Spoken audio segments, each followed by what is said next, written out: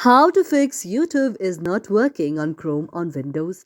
If any day you are a Windows 10 user and you are facing the problem like your YouTube application is not opening on your Google Chrome on the very Windows 10, just follow the following steps.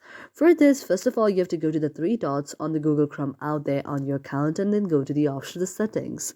After you move to the option of the settings, you can see an interface like this. Now, after you see an interface like this, in the search option of the settings, you have to search system out there. After you set system out there, now you can see an interface like this. Now after you see an interface like this, you have to just scroll down, and after you scroll down, you can see an interface like this in the system. Now in the option to clear the browsing data, you have to clear the very option to cast images and the files. If the browsing history and the cookies and the other side data is enabled, you have to disable it and only clear down the cached images and then other data files like this.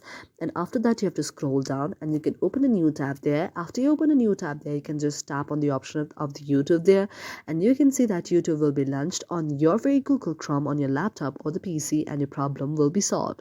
So this is the best way on how you can solve your very problem. Thank you for watching our video, and if you really like it and found our video to be meaningful to you, do not forget to subscribe our channel.